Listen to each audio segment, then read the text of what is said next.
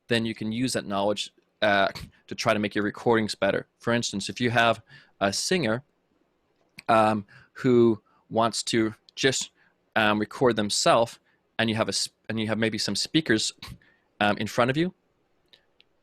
If you have speakers on the stage that are trying to give you sound so you can hear what's going on with the other players, sound reinforcement.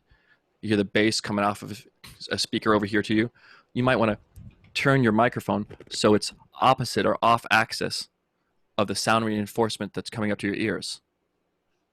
So if you know where the on axis sound is and off axis is, you can put sound reinforcement, sound of the bass and guitar and other things that you want to hear to sing along with. You can put the sound reinforcement on the area of the microphone that's off axis so that you can still hear the sound coming to your ears, but the microphone doesn't hear it as much. So people will they'll get microphones that are sensitive at very narrow areas that have a narrow polar pattern, or what's called a very directional polar pattern. They'll use those specifically to try to have a large area that's off axis, which is said to reject a lot of sound, so that the sound reinforcement that's helping them hear what's going on in the music isn't getting into the microphone as well. Just them is getting into it. Some musicians may get a microphone that has a polar pattern that has more area that can bring into it, because it allows them to move around when they're singing a bit more, and it doesn't lose as much information from their voice if they're slightly off axis. Some are going to want to have it, like if you have a headset microphone. Sometimes when people get a headset microphone with a little microphone going right next to their mouth, that will be actually a very sensitive microphone, but it'll be very directional, very sharp little laser point focus on their mouth. And that way they can run around, dance, do whatever they want, but since it's held right at their mouth, it only picks up them, not anything else. So you see people like the, Miley Cyrus and whoever else, whatever modern person who's going to be doing a bunch of dancing on stage. I don't know why that came to my head. I guess I saw some video recently of that. But some modern pop singer that's doing a lot of dancing and show work and stuff too is going to have some type of very directional microphone, but it's going to be stuck right next to their mouth so they can move around and do a lot of things, and it makes no difference. If they had a microphone that had too much of a wide angle on it and they were running around with it, as they sang, sometimes they would lose some words, sometimes the words would be louder. So artists will consider a microphone and its pickup pattern to try to see how they can most effectively get what they want to hear and not what they don't. Okay, so when I say the center of the graph of all this thing is called a pole. That's why we talk about the different areas and pickup patterns of microphone as being polarity. How much is it towards this pole or not? Okay. So if it's on axis, it's coming directly into it. Off axis, it would be the opposite side. Now I'm going to show you a bit about some possible ones here. Microphones, when they're microphones have these different areas of pickup. So the outermost circle is full sensitivity to sound here. This is looking at right where microphones most sensitive and least sensitive. These diagrams all to refer to specifically when microphones are recording this a certain pitch at 1 kilohertz. It's a very sensitive pitch for humans.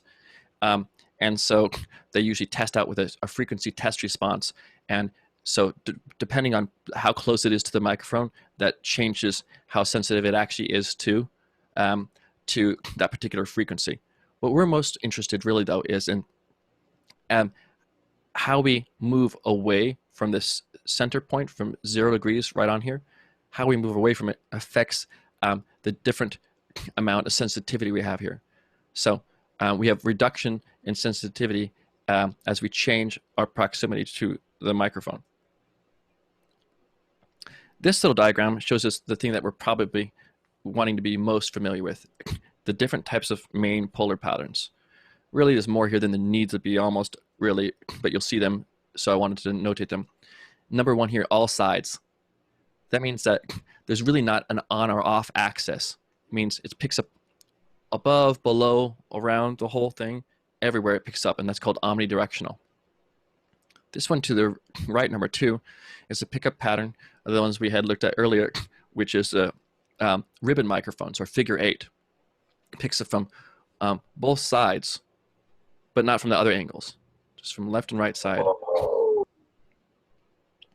This one right here that looks like a heart or a butt or whatever else you might think, it's called cardioid because it looks like a heart to people, so they say cardioid. Or like you heard of cardiac arrest, right? Cardioid is referring to heart, and so they think that these. Larry. So yeah, and you can just go ahead and mute it unless you're asking a question too. So this is this front area here is this cardioid pickup pattern, and it shows you how sensitive it is. If it's at the sides, it's less sensitive. The front, it's more sensitive than over here.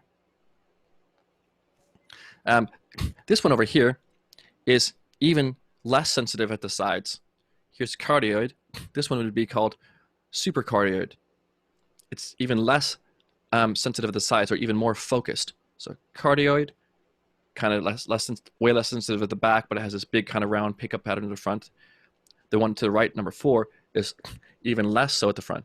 But when you start squeezing them in, they start picking up a little bit from the back too. They have a little butt on them, so they'll be very, very insensitive on the sides, focused, and they'll start to pick up a little bit on the back. So you can get different levels of these things. There's supercardioid, hypercardioid, things like that. And they talk about these patterns, and I give you more descriptions of that in the text if you care about that. What causes microphones to pick things up from one side versus all sides? You may have not known it, but basically all microphones are omnidirectional to start out with. They pick up sounds from all sides. And it's only things that block sound from them that cause them to be focused patterns or directional patterns. Maybe with the exception of the ribbon microphones, which they're blocked on the sides, of course, so they can't pick up from the sides. They can only pick up from the front and back. So polarity then is caused by just physical impedance of the sound, or by letting sound in from angles that cause phase cancellations of sound from the other angles. So it says dynamic and condenser microphones would be omnidirectional by default, a solid mic body with a capsule at the end. And the polar pattern is shaped in condensers by these slots or ports, little holes and stuff behind the capsule. And when the holes allow sound to come in behind the main capsule, it ends up canceling out the sound that comes up from the front, because it comes from the opposite direction, which will be phase opposite. So one comes as a big hump, the other one comes as a big hump, and they cancel each other out, like two waves in the ocean crashing into each other and smushing and canceling out. So I've looked at some of these things. I think, let's see, do I have a picture of that? Yeah. So let's jump over there. Here's a omnidirectional, and here's a cardioid pattern. And the omnidirectional microphone, it'll just be kind of blank like this, not have any little grill looking thing. If you see a condenser microphone that's a directional pattern, it's going to have little openings or slits, or what they call ports, behind the front capsule like this. That allows sound to also come in, not from the front only, but also from the back here. When it comes from the back and the front, in these and just the right angles like this, it causes the back comes in at polar opposites and cancels out the sound that would be coming in. So this is how they kind of artificially create these polar patterns in single capsule condenser microphones. There's other ways in which you could do it too. Here, there's a tool capsule system. And so this is a very famous microphone here, this AKG C414. And notice that what it has here, excuse me, has this little, I'm getting to my allergy point of no return, yay. It's got this little circle here. Does anyone know what that circle might mean? What pattern might that be? Mari, do you got it? I think you might know.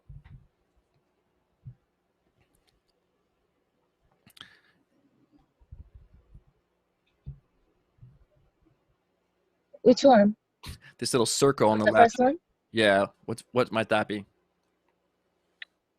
Not sure. This Is it one's condenser? it, Phantom yeah. power? Well, the microphone itself is a condenser microphone, and it has these two capsules in it inside of it. And then these are the different polar patterns or pickup patterns. And so you could have ones like omnidirectional, figure eight, cardioid, things like that. So what do you think the circle represents since it's recording from all different angles? Figure 8? This one would be the figure eight. It actually looks like a figure eight. It goes front and back. And this one's going to be called the omnidirectional pattern because it records all directions like a circle. Figure eight, circle in the front, circle in the back. Hey, Bill, any guesses about these next ones here? I'm in a class. I'm in a class right now. Or others?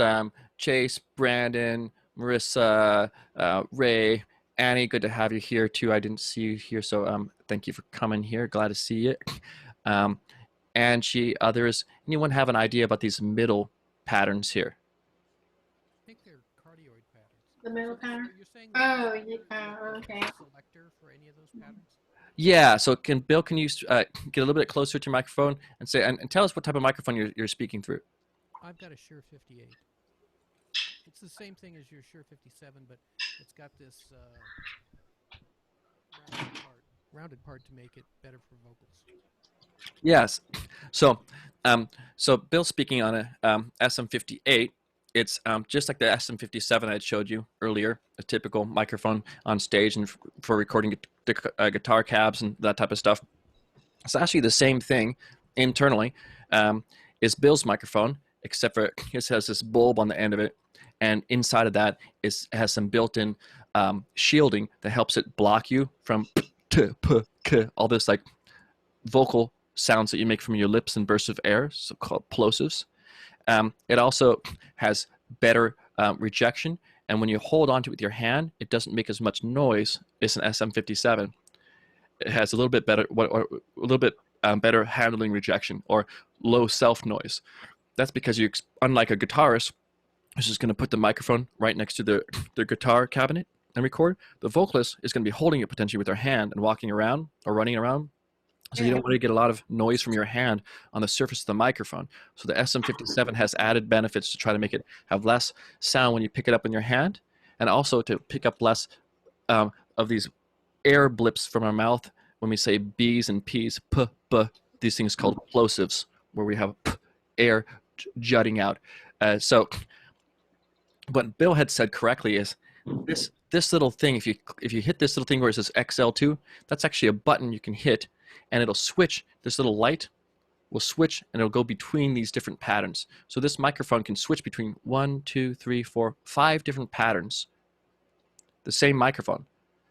And the reason why I can do that is it has 2 microphones basically inside of it, or 2 capsules, this capsule and this capsule right here.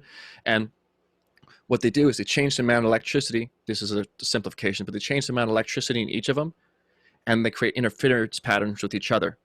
And those interference patterns change the angle at which things can come in, either letting all of it come in or letting less of it come in, depending on how the interference works in there. It's, again, an oversimplification, but sometimes when you see these large capsule microphones and expensive ones, part of the expense and part of the largeness of them is because they have 2 large capsules in them that allow them to make all these different pattern variations in them. So this would be a large diaphragm, large area thing in here, large diaphragm condenser microphone that has multiple polar patterns, or multiple patterns of pickup, multiple patterns of sensitivity to different ranges from narrow to wide to all the way around, or omnidirectional in its pattern of picking up sound. So questions about that at the moment, because that's the conclusion of the lecture for this. And what we'll be going into next is looking at some videos related to some of the same things, and looking at our audio project coming up next week and how that all work. So microphone questions for the moment.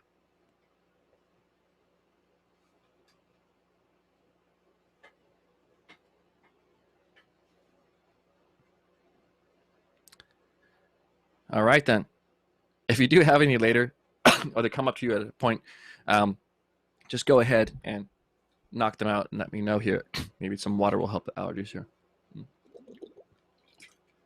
Oh, tasty water filtered through that Brita filter. Amazed, folks. So let's get out of here. About, Yeah. oh, sorry. It's about assignment for next week. We have to use Pro Tools, right, for assignment? Yeah, if you have any, if you have the ability to have Pro Tools on your computer, the class really is a class where the assignments need to be done in Pro Tools so that I can evaluate them in the same way. What does that mean fully? As I had told you last or talked about last session or the one before, 4 tracks would have to be done in Pro Tools, where you record audio in from some microphone source. Okay, and that could be either directly with a microphone like this, with your computer's microphone, or plugging in like an audio input into your audio interface if you have one. If you have a guitar, for instance, you could do that. But the other my Pro Tools is tripping and it's not working for some reason. I think it's some kind of connection or settings.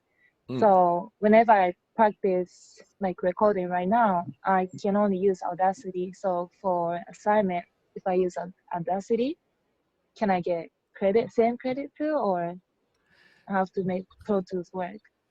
Yeah, so I mean, there's going to have to be some flexibility. So if you have an individual case like yourself, speak to me privately about it, and we'll see what things we can do.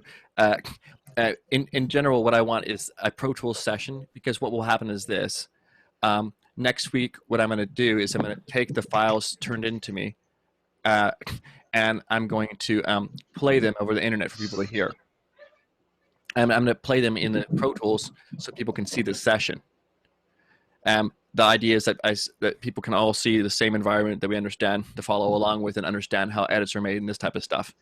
And if we have a bunch of different recording programs, we might have no clue what someone was doing in editing or what's going on in the program at all, right? So obviously, if nothing's working with Pro Tools, well, that's some issue. We'll have to figure something out there. So talk to me about that separately so we can come up with a solution. Do you have a Mac or PC? I can't remember what your program is. It's Windows.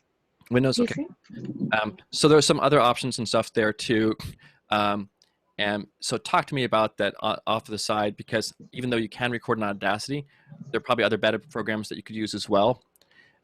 The main thing I really want, though, is that you're recording with a microphone and you're making that happen. And so if there's nothing that's going to work and you have to use Audacity or something, so long as you're making the recordings yourself, I'll be happy to give you credit for them, right? I'm not going to penalize you ultimately if there's some issue and your computer can't work or the software can't work. So just let me know what your situation is, and possibly we can also meet up and troubleshoot some stuff for you. So others that are having any similar problems, something is just not functioning whatsoever with their system, what I want you to do is try to manage at least 4 recordings that you make that are live recordings. So by that I mean you're live recording the output of your guitar jack plugged into your computer, or you're recording the built-in microphone of your computer, or if you have an actual professional microphone or something, you're recording that, as opposed to getting a pre-made audio clip that you found somewhere, or as opposed to a software instrument, or as opposed to getting something from YouTube. Okay, so does that make sense? The 4 required tracks have to be sources that you recorded live from something like a microphone or audio cable. Questions about that? And that'll go for even if something happens like Mari, like yourself, or someone else, maybe if they're having some issue and nothing's working in Pro Tools, whatever source you can get them in there. It's best if you can record it in, what I'm aiming at is that you record it in Pro Tools if possible, or if not at all possible, some type of software digital audio recording program. Why? Because when you work with these programs, you get experience with the different ways in which recording works and doesn't work. And once you get more familiar with those basics, I can do things like show you more advanced recording techniques. if you're just recording on a personal recorder or something, you're not going to be dealing with the ways in which software can assist you to record in different types of workflows. Next 4 tracks, because there need to be 8. Next 4 tracks can come from pretty much anywhere else. And I have loaded up some sounds over here. Let's see. Here's this project here. I have loaded up this website that I showed you before, which if you go to the audio project, I give you this link to some converter that'll convert YouTube videos. Okay, that's this YouTube to MP3 thing. You've already used this for downloading your MP3 for this funk drum groove, so you could stretch it for your audio skills 4 assignment that was due last night. Again, if you haven't done that yet, you can get that done this week for 90% credit. Cardioid mic shaped.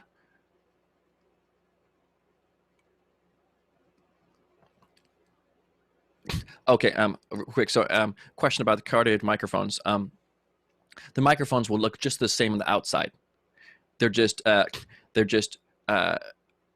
tailored in ways that change their microphone input level. So you won't necessarily be able to tell by the physical outside housing of a microphone what pattern it is. You'll have to look at it and see what pattern, and it'll always tell you in the microphone box or something. It'll tell you what type of pattern it is.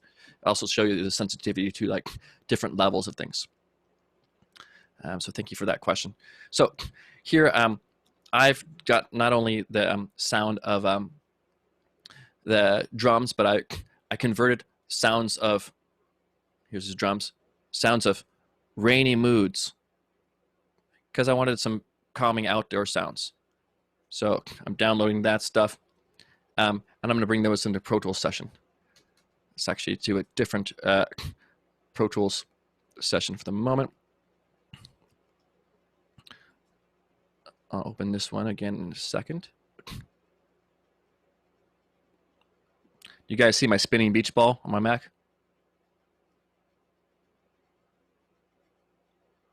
That's no good. It's trying to cause me problems. Okay, file. I'll say open project, open recent.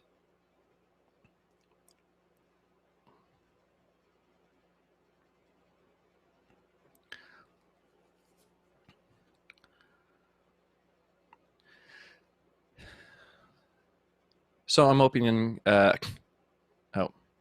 another project here in Pro Tools, and what I'm going to do is actually bring in some tracks from different locations. First of all, let me know if you guys can all hear this. So, can you hear the sound? Yep, cool. So, if I was doing a project in Pro Tools, one thing I could do is this. I just downloaded sounds from the internet. From the YouTube channel. I could do up to 4 tracks of just sounds that I've just ripped out of YouTube. So I'm going to do 2 tracks from just that. Okay, so for the moment I'm going to hide these little ones that I have. I'm going to say, okay, track 1, I'm going to go File, Import, Audio. I'm going to go to what I just recorded in downloads that just had in downloads. This funk drum loop, which we had done for our assignment. Okay. Convert. I said convert. What's the deal here? Oh, a screen's out of the way. All right. Yes. New track. I'll say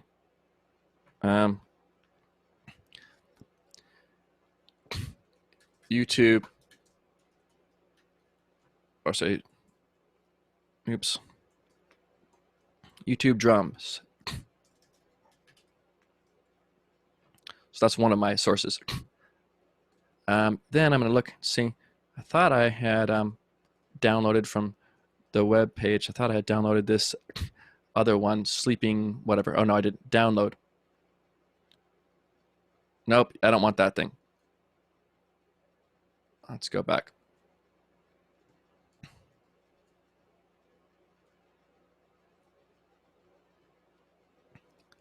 want this thing. I'm going to copy that URL, paste it in here, and say convert. An error occurred. All right, let me just try that again. Some of these don't work. Please try another video. Let's try it again. Just double check this YouTube. Some of these things just end up not having issues and don't work. This one's like 10 minutes long. Sometimes if they're super long, they don't work. So I'll go be like, rain sounds short. How long is this thing?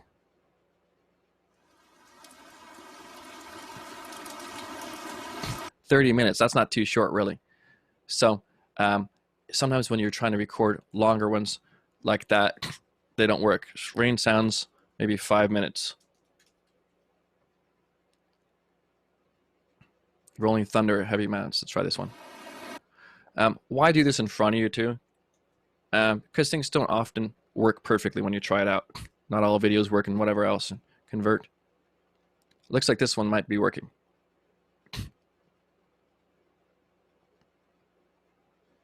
What was the right button when I hit this? Do I just hit MP3 to download it? I think I just hit the download button.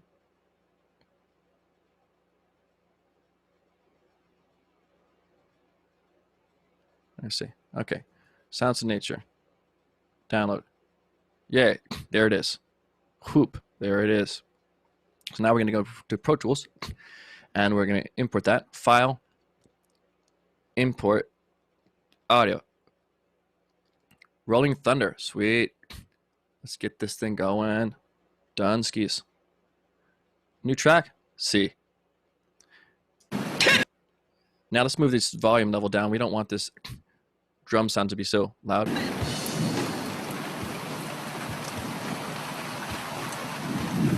Maybe the drums come in after a while. So.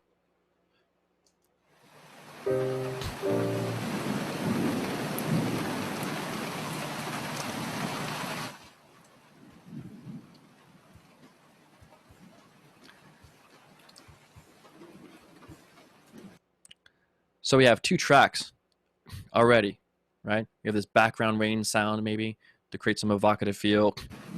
We have some drums that we're using. Probably with the drums, right? I would do something like I told you before, and since it's someone else's piece, we'll cut it up and take only a section of it. We can loop with that maybe. Repeat this thing 20 times or whatever. And then fade between it. So I've got 2 tracks. Now I can have another track. These are my non-record directly from the microphone track. I have these other ones I hid, and this one here is a piano sound. Can you hear that? Thumbs up.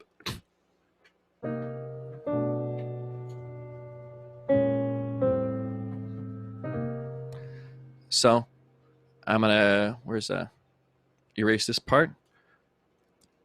In this case too, I'm not gonna be recording with a metronome because I don't need anything like that to happen. I'll play along with the drums if I hear it.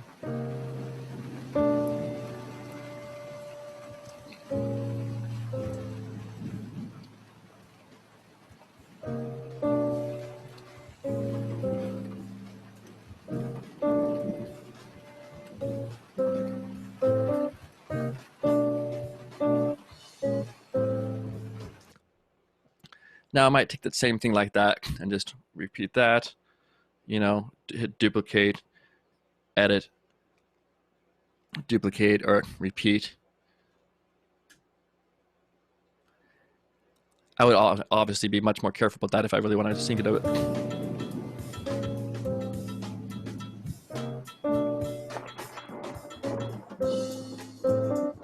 That first part was in sync, the last part not, because of where I duplicated, so you want to be careful where you do that. But now I have some maybe background harmony track that I'm making.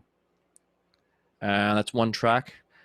I have this Rolling Thunder track, these drums. That's 3 tracks that are using sounds that are like not recorded directly from the microphone, right? So now I need one more of those tracks, and I actually went into this Falcon plugin that comes with your Pro Tools.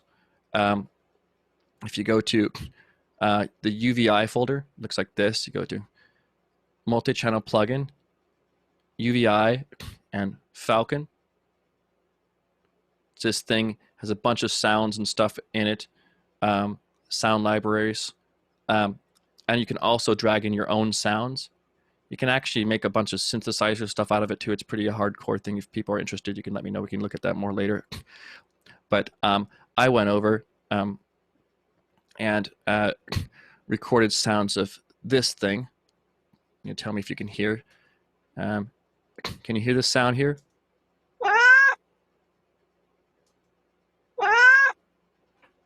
Cat sound? Okay, good. That came from... Hear all that background noise?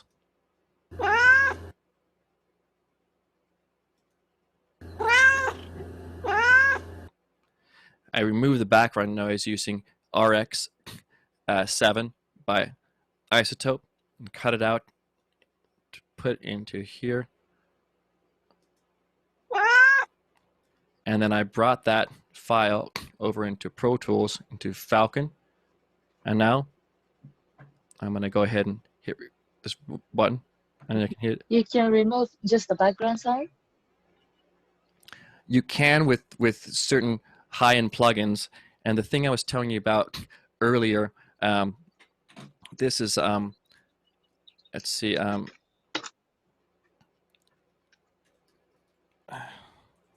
Sweet Water Isotope Elements. This is something I told you guys about last time. Isotope Elements is a program that it's like the basic version of a suite of powerful plugins. One of them is this one called RX, and the one called RX is a plugin that can remove background noise. It's pretty amazing what it can do. It's called RX Elements, and so you can selectively do something like move out buzz or clicks or hiss, but you can also do something like remove a cell phone ring from your recording. So it's pretty amazing stuff there, and that's what I was using here to get that cat sound and remove the background. Now that I have it loaded up into Falcon,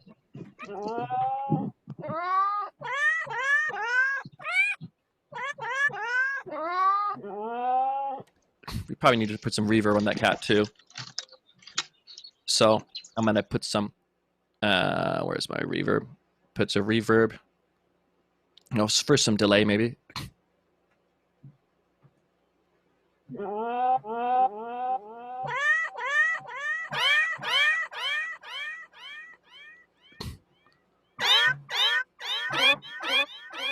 Perfect. It's going to be a bit freaky here. So let's remove this one here. Move this up. I'm going to put another one in here. I'm going to put a reverb on it.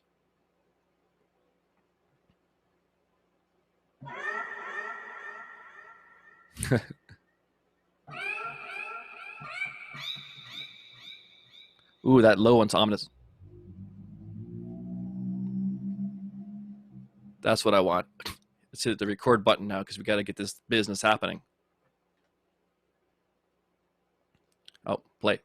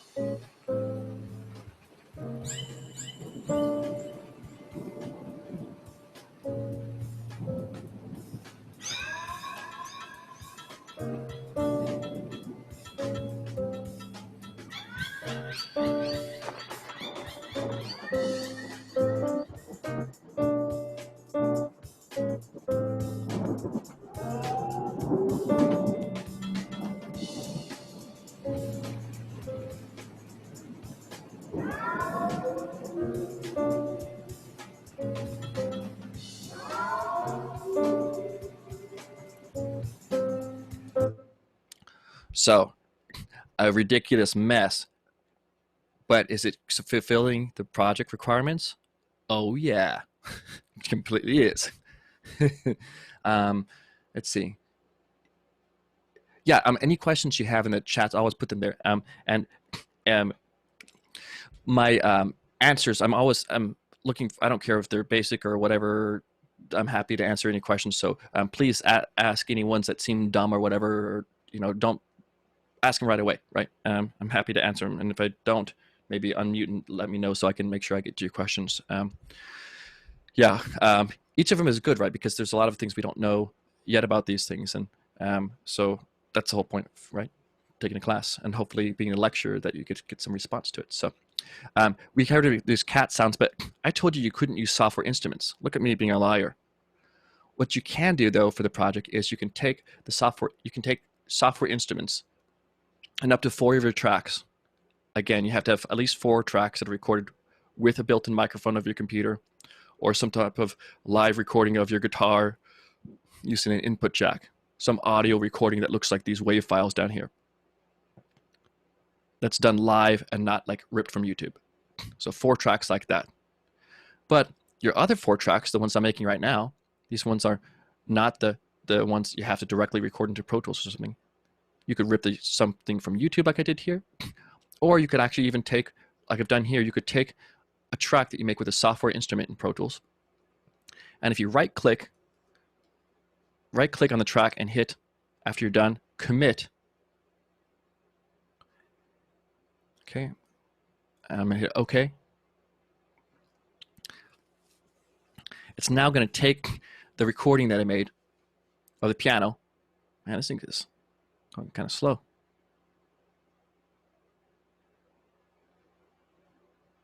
Well, maybe I have a bunch of plugins and stuff. I don't know. But if you right click and say commit on your track there, it's going to take all your audio. Take all your MIDI, find out where it's going into your synthesizer or your sampled software instrument.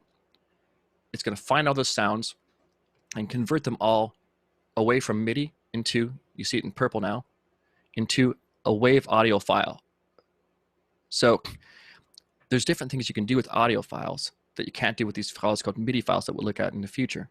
And that's partly why I want to be looking at only audio at the moment for you guys, because MIDI is a whole different ball game here. So I'm going to hit sample cat for this one too, and I'm going to say commit this track. I say OK, and now I commit this one.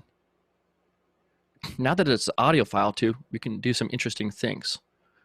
I'm going to actually make this one a bit louder by going to this thing called Audio Suite. Pro Tools has some plugins that are non-real-time plugins. So if you want to just convert something to, or reverse a sound, maybe you want to make a reverse symbol or something, you can go to this thing called Audio Suite rather than the normal plugins, and it'll just like add a filter that's permanently put into your file. I actually want to go into this, and I think it's an other, and make the thing sound as loud as it can. And that's a function called normalize. So I'm going to go to Audio Suite, Other, Normalize. And then I'm going to say, make this thing as loud as possible. Actually, make it a little bit less loud than full loudness, because sometimes speakers can't handle that. And hit render. So now this audio file, see, looks much bigger. It just basically made it louder than the system. It doesn't change the audio quality, but it makes it louder. I'm going to solo it so we can hear these beautiful cat sounds.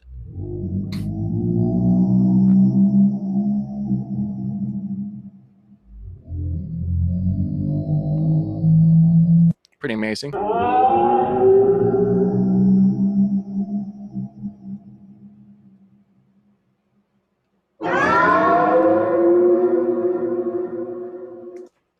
They have these like big delays and echoes on them. I think it would sound trippy to take this thing, maybe stretch it out and reverse it. So I'm going to go in Audio Suite, Other. Hey, how's it going, Beans? Speaking of you, huh? Cat's coming up to visit me. I'm going to go to Other and to reverse. See what that sounds like now.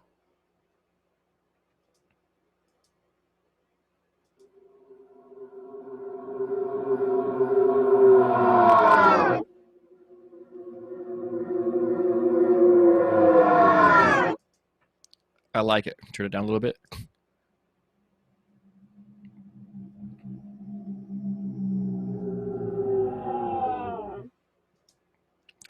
I'm now going to stretch it too. I'm going to go down to this. I'm going to go to this this time compression expansion thing that we used on our last little assignment. I'm going to hold down on this little tool here, trim tool. Hold down on it and go to TCE, or time compression expansion. I'm going to drag it as far as I can get that sucker. Yeah. Now let's go to normal tool, standard, smart tool.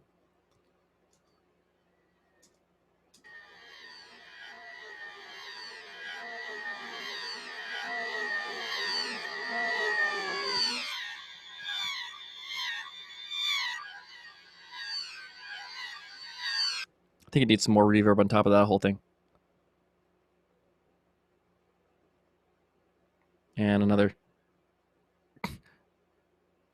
delay.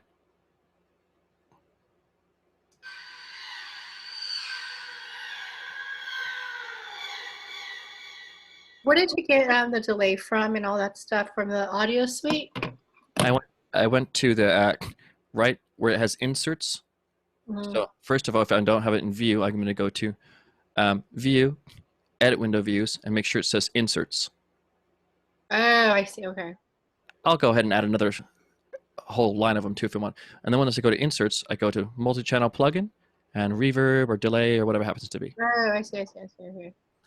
And so now you notice, I mean, this sound that I had, it was a cat sound that I recorded from my cat.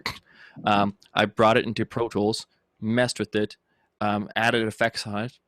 Then I reversed it and added more effects. And now it's like this totally different thing.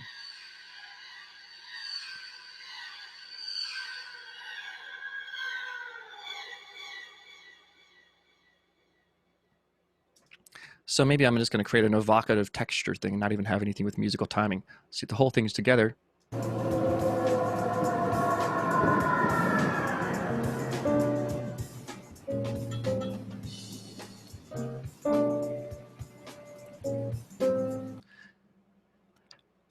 What can I do to make it stand out a bit more? How can I make it so that these sounds each can have their own place to live? What do you guys think I could do to make it like so it's easier to hear? Yeah, I'm gonna go into this window and mix window, and I'm gonna look at how loud each of them is. I'm gonna turn them each down a little bit, and I'm push play. This is where it really helps to have the names of what your tracks are too. I see down below. I see click one piano. Okay, that's my cat one. I'm just gonna double click and say cat. Drums. What was this other one? Oh, that's the rain. That's like rain and thunder. So I'm gonna go double click on that and say rain. Yeah. Now it's much easier to tell what the heck I'm turning up and down. I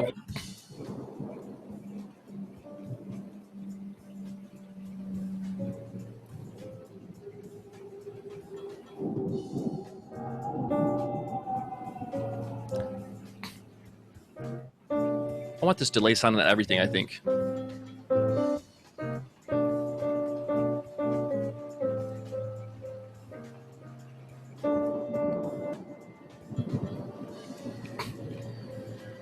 I'm going to put the piano on the left side more.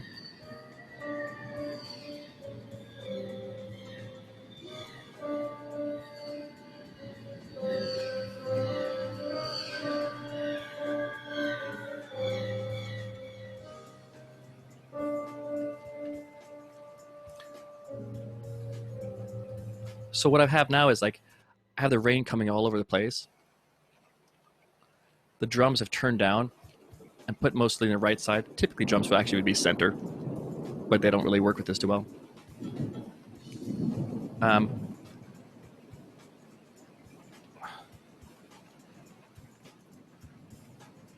Then I put this cat. more in the left, a little bit more left, center, and piano I'm totally on the left.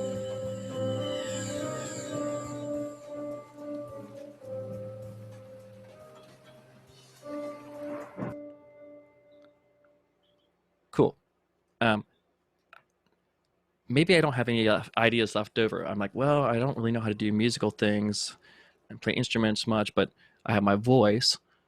So at this point, I can just go track, new, and say mono track audio, and say I'm going to create 4 of them.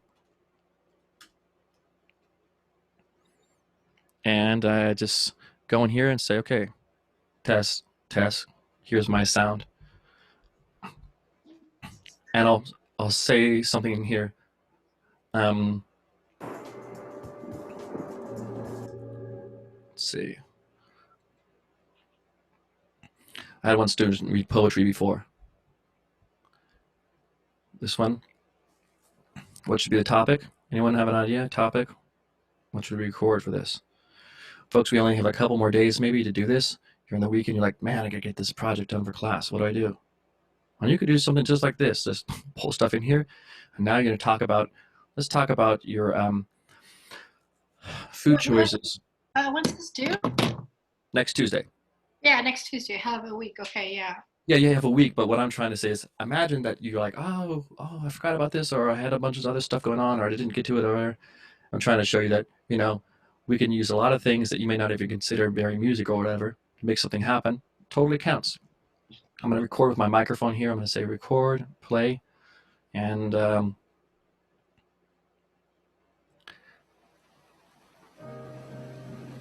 haven't been outside for 7 days. I have the same clothes on from last week. My entire life is a Zoom meeting.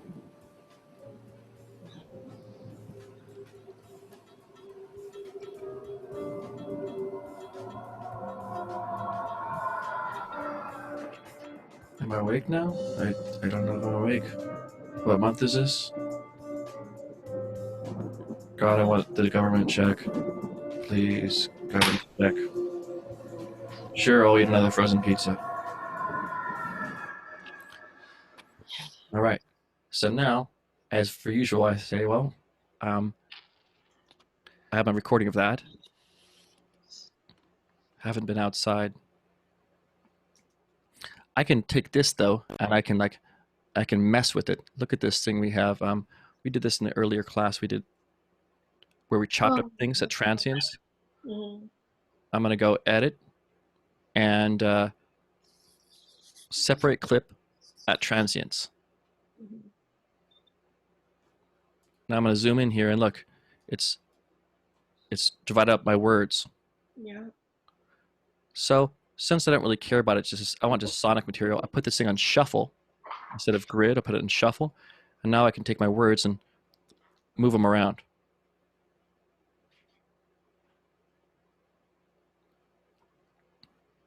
Let's see what Tim says now here. Been outside, haven't been outside, haven't been outside, haven't. I like that. That would be a good phrase to have. Been outside, haven't been outside, haven't been outside, haven't been outside, haven't been outside. Cool. I'm gonna take that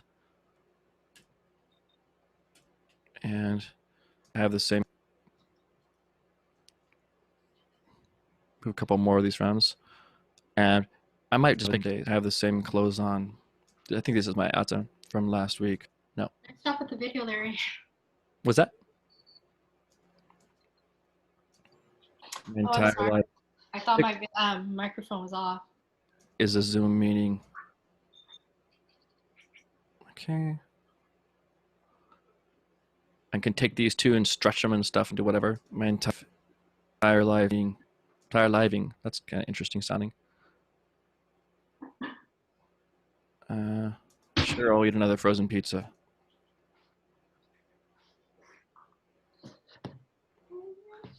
And so Frozen shoot another feed 0.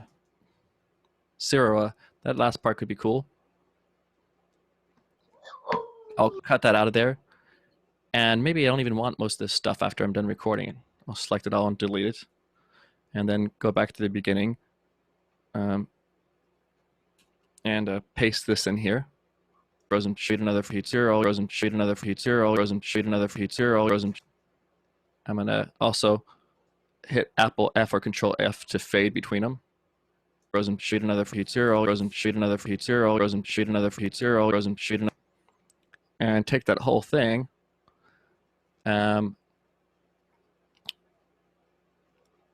Make it into a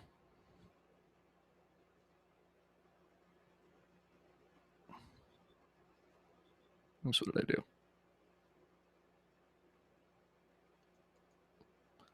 Group this thing or put it together, or even if I don't want, take the whole thing, duplicate it a bunch of times. Mm-hmm.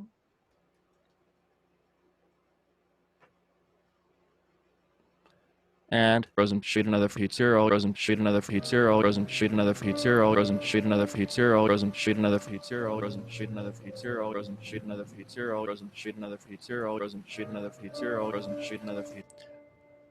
I could simply take stuff like that, and add effects to it until it sounds strange, and then I have something to work with. What could I do to make it sound interesting over time? Because this is just sitting in one place, right, repeating itself.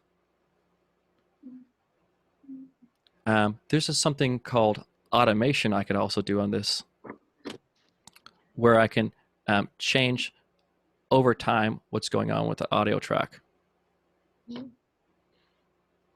Have any of you guys worked with, messed with that at all? Changing the padding over time or anything like that? I can go to pan, for instance, here, where it says waveform. Instead, I can change to a different view like pan. And I can change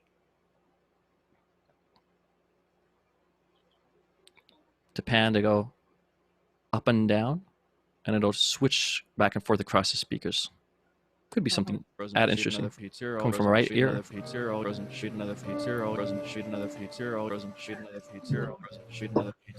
And back.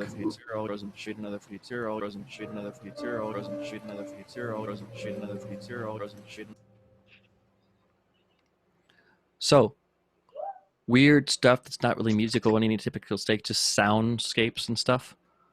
But you could do 3 more tracks of just that, or you could freestyle, or you could read poetry, or you could, have podcast conversations with people over this. Maybe you could do a Skype call with someone and record it, and just kind of talk about what's going on in your lives at the moment. Doesn't really matter. Anything that's a recording that you make in here. Question. Yeah, ask away. Can you explain automation again, please? I didn't understand that part. Yeah, so if you want, you can make certain things change over time. And if I click right here where it says waveform normally it says waveform. If I click on it and see this stuff below, it says volume, mute, and pan. Those things, if I click on that instead of waveform, I'm going to click on volume. It'll give me a little line in the center of the track. And that'll let me change how loud things are over time. I click on a little button, a little area, and I just drag up and down on the line, and it'll make the volume change now. Doesn't shoot another feed 0. Doesn't shoot another feed 0. Now I'm going to make it get softer. Doesn't shoot another feed 0. Doesn't shoot. So automation is changing things over time. You could change it to go left to right, stuff in your stereo field, panning. Or you could change the volume to go up and down. I kind of did both on this one. So it's kind of similar to fading, fade out? Yeah. It just lets you give manual control over it. And instead of just fading out in and out with volume, you could choose to change anything you want. How much reverb you have on a plugin or anything else that you want, you can change that stuff over time, just however much you like by drawing it all in. And when you draw it all in and let the program automatically read it for you and change it for you, That's called automation. You can actually add it from anywhere too. So if people are interested in doing it for more things, anytime you have a plugin, for instance, I'm going to click on this air plugin on my piano, for instance. Okay, let's see here. I'm going to solo it and hit air reverb. If you go onto any Pro Tools plugin or thing that you want to also add things that you change over time or automate, you can hit this button that says Auto on the plugin. And when you do that, it'll give you a screen to let you say what things you want to automate. I want to automate how much is in the overall mix, how much of the reverb is being used, which is called the mix. So I'm going to look for this one called Mix and hit Add, hit OK. Now in my piano, if I look at different things that can automate my screen, so on there, I can go to where it shows waveform and these other things, and look at now it shows air reverb mix. So now, if I play this, I'm going to take it all the way up at first, and then after this second one, I'm going to take it down. So start out here.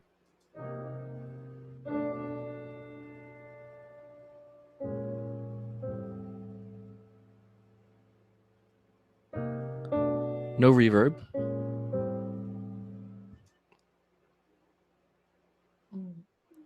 No reverb dry here.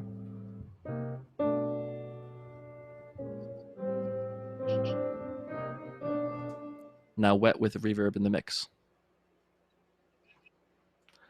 So that's cool, because maybe I want to have echoes somewhere, reverb somewhere, but not other places. Well, I can go into the plugin that I'm using, click on it, and say Auto.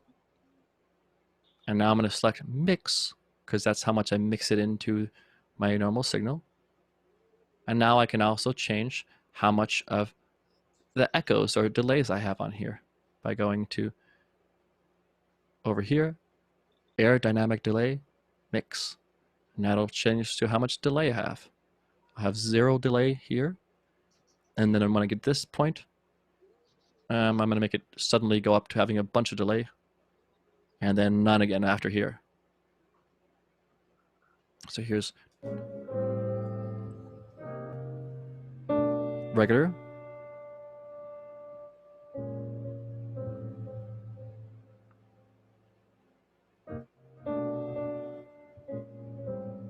And back to normal.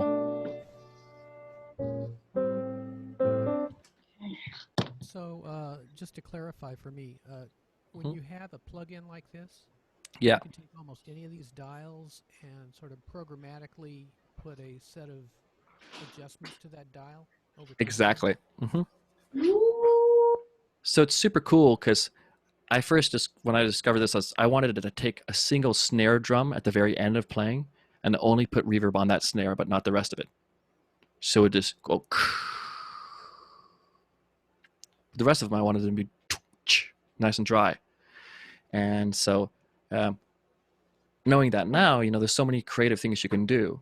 And even if you have your built-in microphone that you're using from your computer and it doesn't sound that good, you can, to a certain extent, remove some noise out of the background by using EQ or a gate. You can add effects to it, all kinds of different effects, and make twisted, interesting sounds. Like I showed you today too, you can use not these real-time plugins that we put on like Hiss2. You can use those, but you can also take areas and you can go to this thing called Audio Suite up here, and this will just apply right now baked into your audio file effects. One I like to use a lot is if you go into Other and Reverse. Reversed sounds are really interesting because we're not used. It changes the most important information, the attack that we hear, and puts it at the end, and so we have this build-up towards the point of clarity. Sounds really interesting, right? But we can do all kinds of interesting things by creatively adding plugins, by changing where things are in the stereo field. Yeah. All that type of thing. Yeah. So questions about the project at the moment. I'm going to jump back to that page. You sent us all the plugins that you were going to send us. What's that? Did you send us all the plugins that you were going to send us an email? I posted a plugin recently that was so you have a bunch of plugins that Pro Tools already comes with, and you can just use those ones. That's what I was using in here in general. I was using Yeah. I was using the Falcon plugin that comes with this, the Air dynamic reverb and stuff. These are all plugins that come with Pro Tools that I was just demonstrating. Right. From last time, I told you about a free plugin, as well as a suite that's on discount, and I posted that in announcements. So if you go over to here and click on announcements here, I believe it's one or two back here. Or is this thing nearly free plugins for mastering mixing? Okay, you can get these here. And let's see, yeah. So there's a bunch more. If you can just say Pro Tools, free Pro Tools plugins, you can find extra things to add. But it comes with a bunch of plugins already. So I would just, if you don't know too much, I would start out with using the stuff it has, because it has a bunch of things just to explore there. Yeah. Yeah. So the entire thing needs to be 2 minutes long, but not every track itself would have to be 2 minutes long. I mean, you can have tracks that are like 30 seconds long or something like that, where you have something. I just want to have multiple tracks interacting and stuff, so you have to mess with it and start having issues of balance of where you want to have things. Okay. What else? When you're finished with it, you're going to take the whole Pro Tools session. Okay, you're going to bounce it to disk like usual. So let's select the whole thing, or I'm going to say File, Bounce to Disk. Do our usual thing. I'm going to add an MP3 as well. So bounce, multiple mono. No, I want interleaved, 24-bit. Cool. Bounce it in the area I have it. It's going to be my documents, Pro Tools, bounce files. Okay. Make sure you have that wherever it needs to be. Hit bounce to disk, and it goes through and bounces your things to disk. Okay. You'll make a SoundCloud version of that as well. But I'm also going to want you to have this thing. Let's see, what is this one called? Oh, this particular one happens to be a cloud one here. So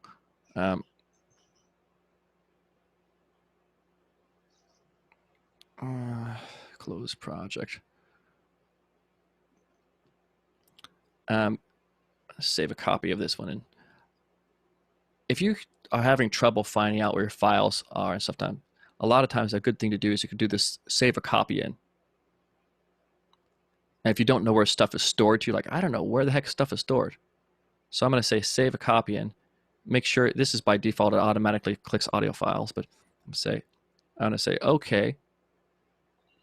And it says, where do you want to save a copy of this thing? I'll say, I'm going to save it someplace I know where to find the dang thing. I'll save it to my desktop. Okay. Now it's going to save a copy of my Pro Tools file to my desktop. So sometimes if you just can't find something, I think that can be useful. Here it was. I said file, save a copy in. It's kind of convenient. And now if I go in here, here's my Pro Tools session here. And here's all my audio files and everything. So sweet. That kind of makes it easy to transfer things. I'm going to actually right click on it too now. And I'm going to go compress this thing. Because what I've asked you to do for the project is when you're done with it, I want you to take this whole thing and just put your whole project folder into a compressed file here. Copy of COVID collaboration. It's actually 434 megabytes because I have a lot of audio in there. So it's a bigger thing. It might be bigger. That's fine. While this is compressing, I'm going to go over and find my assignment here. And it says, oh no, that's the wrong one. That's the one. Here it is. Individual audio project, yada, yada. What should I do for this thing? Well, I actually need to name it differently too. I need to have it named for my last name, first name here. So I say I need a Pro Tools file, need this and that. Okay. Got all my things. Okay. Compressed turn into Dropbox.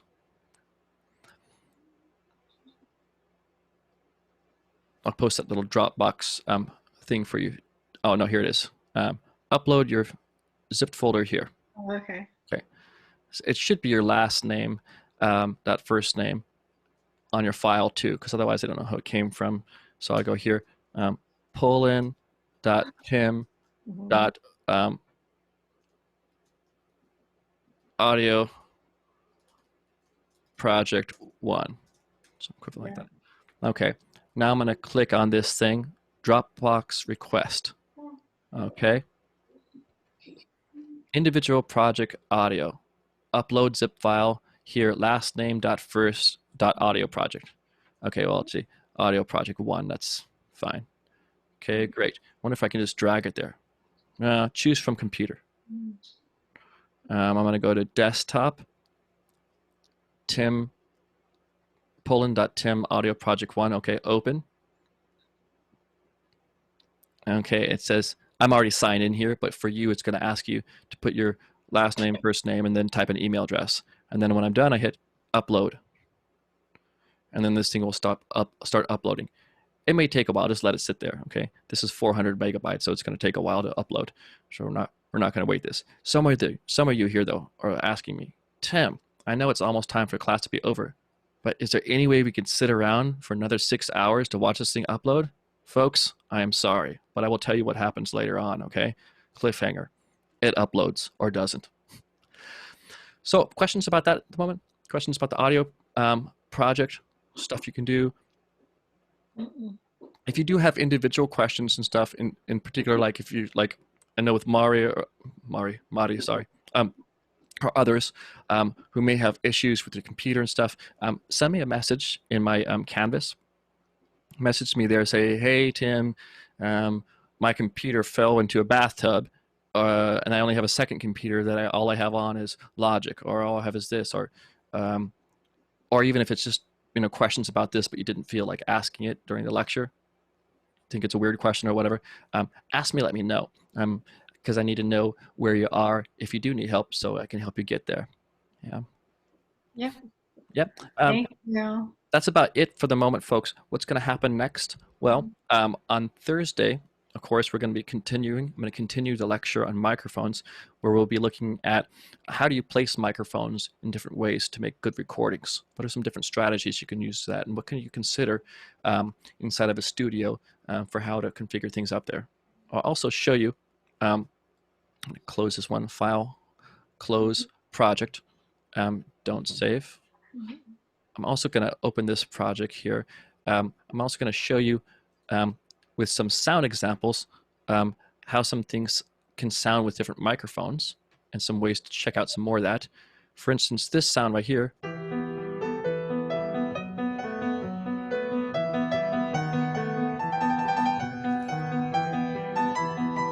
This is recorded in the studio on the piano inside there by a student, and I have different microphones used to record it.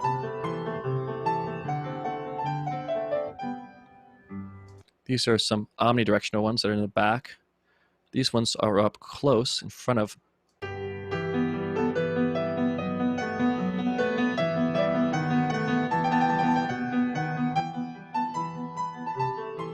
And as I add different microphones, you can hear like ears in different perspectives and different areas around things. So we'll look at how you can put microphones in different areas. I also labeled what all the microphones were and some comments in Pro Tools here to make it so I can understand what happened afterwards. So we'll look at how could you use these information to mic a piano or to do some other situations like that. And then how could you maybe yourself, while we're on lockdown for who knows how long, and probably all of fall too, as far as I can tell so far, how can you figure out how to get good online examples to hear microphones and stuff if you're going to want to try to buy them or have perspective on how they might sound. A quick note on that to follow up. The last thing I've heard, I just got a phone call from the music department chair, and as far as they know, everything is going to be online all of fall too. That you may have heard, and all of you who want to, by the way, right? It's 2:40. Class is over, so feel free to peace on out. for those of you who want to stay for 5 minutes-ish or so or a little more, I'll talk to you about questions, and I'll give you a super quick school-related coronavirus update. So the coronavirus update for school is that summer will be all online, very likely fall all online as well. And part of the reason why is even if different parts of states open up or other changes happen that allow more people to go out and have certain jobs, with social distancing still continue, since schools are not set up to be able to have everyone come in an environment where it's more separated. In other words, we have really dense areas.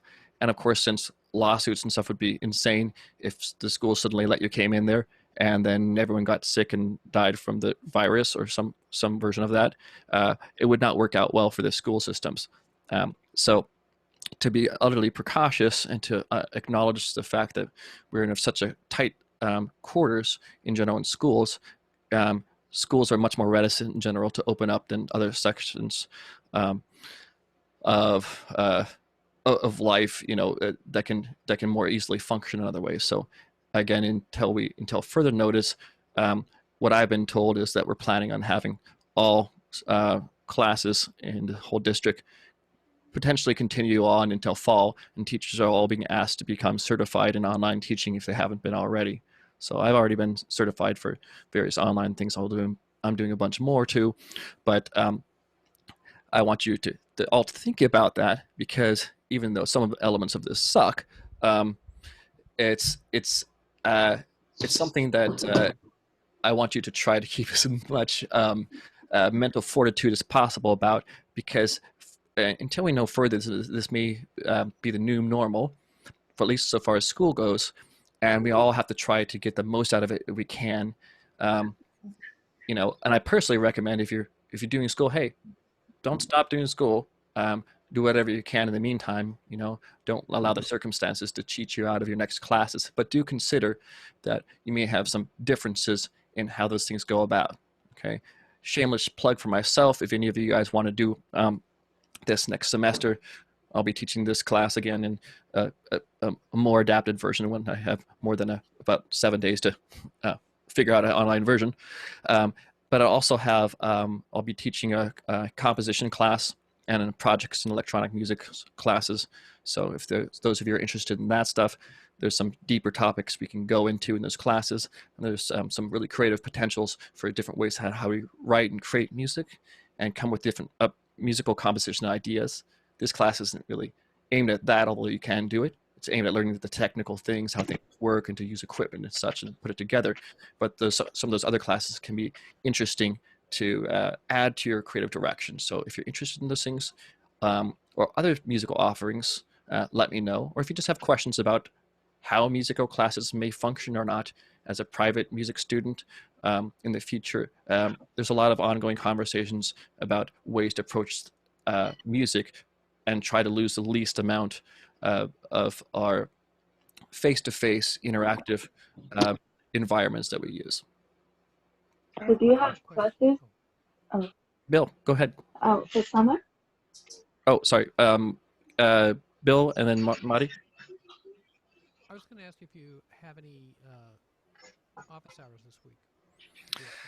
Yeah. So basically, any Tuesday, starting at 3:30, I do office hours. I have an internship that I meet at the same time, from 3:30 to 5:30. But all of you are welcome to come. I believe I've posted them now. They should be now starting here. Let me see here. I'm going to go into the calendar and let's see. I may have to post it. I may have to post that separately. I'll post that from my other calendar so you guys can see that too. See here, edit, more options. So I'm gonna give you a link to that I'm gonna post right now in the announcements. Okay. And so if you just click on that Zoom link, I will be there.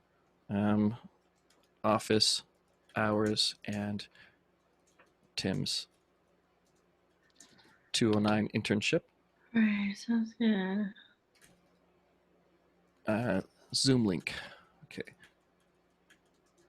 So that's right here. Just posting it for you now. That should be up in your announcements, Bill. And then you can click on that and join me in a little bit for office hours stuff there. Yeah. Where is everyone? I suddenly. Okay. Yes. So feel free to join any weeks starting at 3:30 there. Also, if you want to just message me in my inbox, if there's something that if there's something like that I haven't resolved for you, we talked about, and started and stopped things or whatever, didn't get to something, and you're stuck on something you need to work on, you can also request time with me, and I'll try to make some time available to you. I do on Wednesdays for my internship. I do personal time slots for everyone to that they can come in and talk to me from 3:30 to 6. And if others of you, if there's something that's you're really stuck on, there's some issue that you just need to get through, that you need to talk to me more on outside of Tuesday at 3:30 when more people are coming in, just message me and schedule something with me, and I'll make some time available to help you out there, because I don't want anyone to be just sitting, indefinitely stuck on anything, especially if it's more about a personal thing you're working on in music or something that's like not relevant to the whole class as much. Yeah. Other questions about assignments or No. yeah, and if you haven't gotten that skills set 4, right, just taking that YouTube video and squishing it and stuff, go ahead and get those done too. I'll be checking to see if new examples come in here.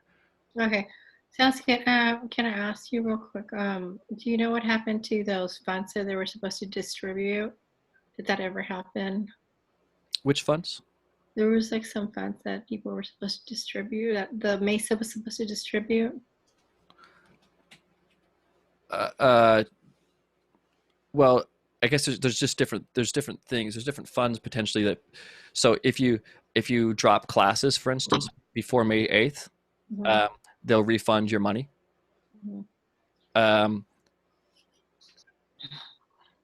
Yes, but otherwise, I'm not sure what you're talking about for that. There was like a COVID-19 fund, 150 if you're part-time, 500 if you're full-time. And that one, it was like first come first serve. So like I did apply for that too, but they reached like enough students. So if you didn't get it yet, I think it's just it was like first come first serve. Oh, I see. Yeah. All right. Thanks very much.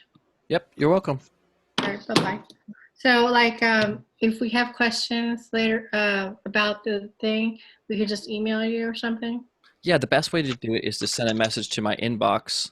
Although you can also post, I see someone sent me a message here, so I'll check that in a bit here. You can send me a message to here, especially if it's specific things you're asking about, and I've seen ones from you before. I'd be happy to answer those. Another thing you can do is if you go to just the home page of the 190 class, and you go to this open discussions here. I don't think there's anything for a while here.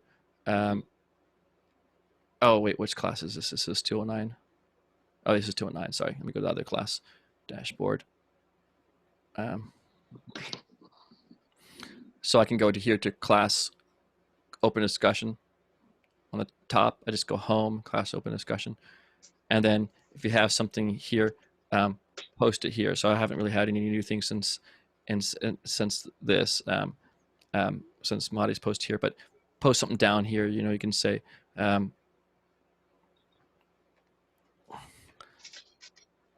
have some sound source from somewhere. Is that okay for my project, or whatever? And you can post that to that, and then I can answer that, because if it's maybe something about a project that's that you're wondering about, maybe other people wonder about the same thing. They're like, hey, how do I do this, or where do I get that, and so on. All right. Okay. Okay. If you don't see me respond to anything, send me a message to that inbox though, and that's the best way because I can check a message is coming from anyone that way. All right, sounds good. All right. Thanks All a lot. Hope you have a nice day. You too. Bye-bye. Bye.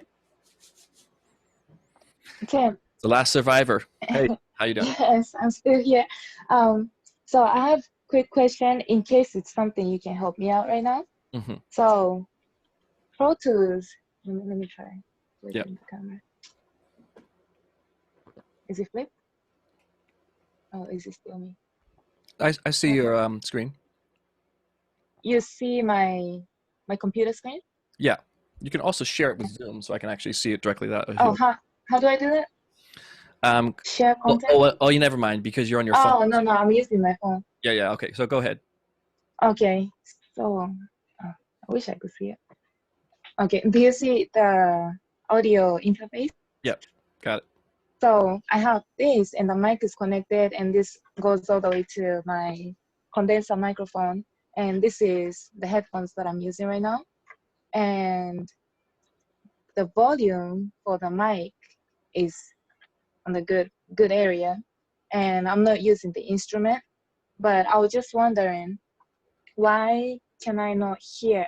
The mic is not, I can't, what do I say? You're not getting mic Like level? when I try to, yeah, I can't get the mic level, and also when I try to play, I want the sound to come from here to my headphones, like directly when I play from So here. quick, real quick, is your microphone plugged into the interface, or is it like a separate USB microphone?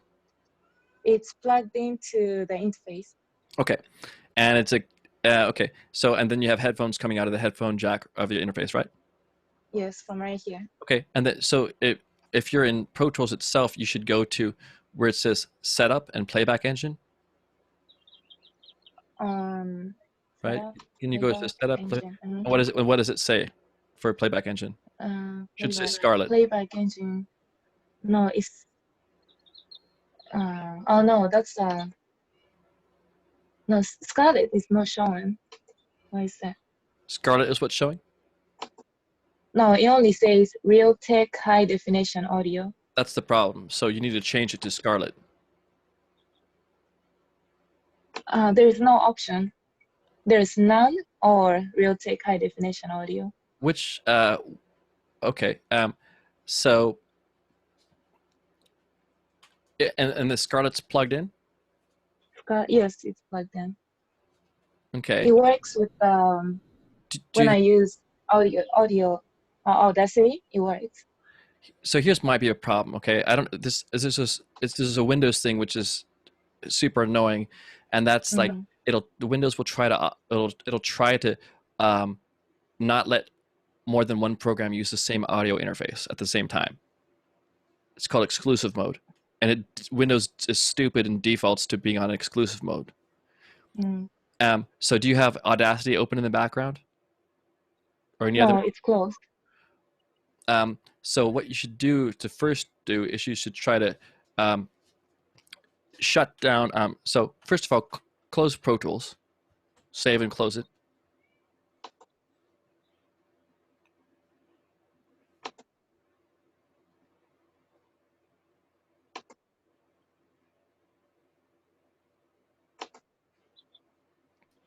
Probably what's happening is Close like all the way?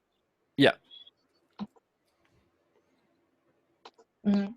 So probably what's happening is Pro Tools is probably not allowed to use your audio interface because something else is using it.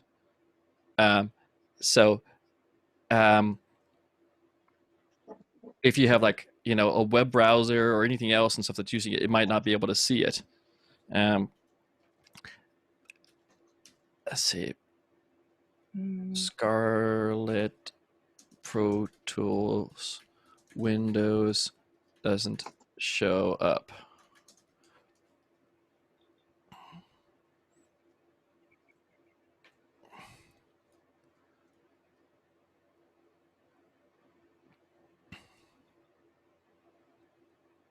Or try uninstalling.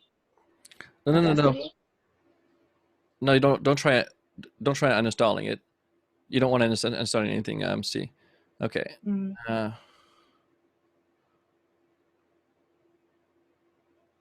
that's for audio. Now, does it have drivers and stuff and software that come with the Scarlett? Do you have all that stuff downloaded, or did you just plug it straight in? Or No, I just plugged it to the computer. did you ever install any software or anything for it? No. So the first thing you should do is you should go to the website and download the software that's supposed to go with it. So go to With the for the Focusrite. Focusrite Yeah. and download it. Yeah. Okay. And I'm also gonna send you this thing. I'm gonna send you this in the chat. A video. So go ahead and copy that out of my chat and paste it into a window so you can watch this video here. Okay. I'm going to talk to you about using the Focusrite with Pro Tools. Mm-hmm. And about how to hook it up with various things. Okay. It has a bunch of links now. And what do I download? Well, before you go there, just copy the link I sent you in the chat. Okay. And then watch it. Yeah, and go to that page. It has a video and it has a bunch of like related articles to it, which should try to tell you what you need to do to make Pro Tools recognize things. Oh, okay. I'll try that. And after you try those things, if there's some issues and stuff, post about them in the send me a message, or post about them in the what's it called? Discussion. The discussion, so that way other people can see them too. If there's like other Windows issues, but probably the first thing is I have Pro Tools connected to my Scarlett on a PC in my living room, and I definitely install all the software and it shows up there. So that might be the issue for you. It might have to have this software installed and stuff for it to first. But check it out, find that software, install it, and then see what you can do. In addition to the software installed, maybe making it work, it also gives you a lot of like extra features that you can use with the interface, which are pretty cool. Okay. Thank you. Yeah, and then if it doesn't work, hey, let me know so we can try to hack at it and fix it. Okay. Thank you. I'll let you know. Oh, you're welcome. Take care. See ya. See ya.